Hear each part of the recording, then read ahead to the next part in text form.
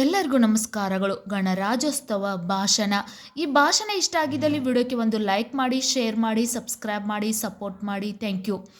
ಮಾನ್ಯ ಅಧ್ಯಕ್ಷರೇ, ಮುಖ್ಯ ಅತಿಥಿಗಳೇ, ಊರಿನ ಗಣ್ಯರೇ ಹಾಗೂ ನನ್ನ ನೆಚ್ಚಿನ ಗುರುಗಳೇ ಮತ್ತು ನನ್ನ ಮುದ್ದು ವಿದ್ಯಾರ್ಥಿಗಳೇ, ಎಲ್ಲರಿಗೂ ಹೃದಯಪೂರ್ವಕವಾಗಿ ಗಣರಾಜ್ಯೋತ್ಸವದ ಶುಭಾಶಯಗಳು.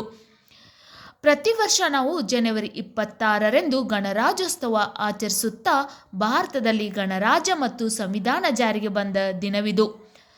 ಪ್ರತಿ ವರ್ಷ ನಾವು ಜನವರಿ 26ರಂದು ಗಣರಾಜ್ಯೋತ್ಸವ ಆಚರಿಸುತ್ತಾರೆ. ಪ್ರತಿ ವರ್ಷ ನಾವು ಜನವರಿ 26ರಂದು ಗಣರಾಜ್ಯೋತ್ಸವ ಆಚರಿಸುತ್ತಾರೆ. ಭಾರತದಲ್ಲಿ ಗಣರಾಜ್ಯ ಮತ್ತು ಸಂವಿಧಾನ ಜಾರಿಗೆ ಬಂದ ದಿನವಿದು.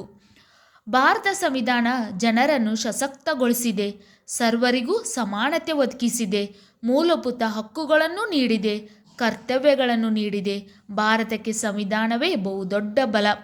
ಭಾರತ ಸಂವಿಧಾನ ಜನರನ್ನು ಸಶಕ್ತಗೊಳಿಸಿದೆ, ಸರ್ವರಿಗೂ ಸಮಾನತೆ ಒದಗಿಸಿದೆ, ಮೂಲಭೂತ ಹಕ್ಕುಗಳನ್ನು ನೀಡಿದೆ, ಕರ್ತವ್ಯಗಳನ್ನು ನೀಡಿದೆ.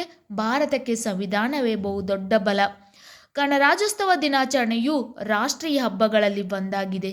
ಹೀಗೆ ದೇಶಾದ್ಯಂತ ಸಂತಸದಿಂದ ಗಣರಾಜ್ಯೋತ್ಸವವನ್ನು ಆಚರಿಸುವವರು ಎಂದು ಹೇಳುತ್ತಾ ನನ್ನ ಚಿಕ್ಕ ಭಾಷಣ ಮುಗಿಸುತ್ತೇನೆ. ಗಣರಾಜ್ಯೋತ್ಸವ ದಿನಾಚರಣೆಯು ರಾಷ್ಟ್ರೀಯ ಹಬ್ಬಗಳಲ್ಲಿ ಒಂದಾಗಿದೆ. ಹೀಗೆ ದೇಶಾದ್ಯಂತ ಸಂತಸದಿಂದ ಗಣರಾಜ್ಯೋತ್ಸವವನ್ನು ಆಚರಿಸುವರು ಎಂದು ಹೇಳುತ್ತಾ ನನ್ನ ಚಿಕ್ಕ ಭಾಷಣ ಮುಗಿಸುತ್ತೇನೆ.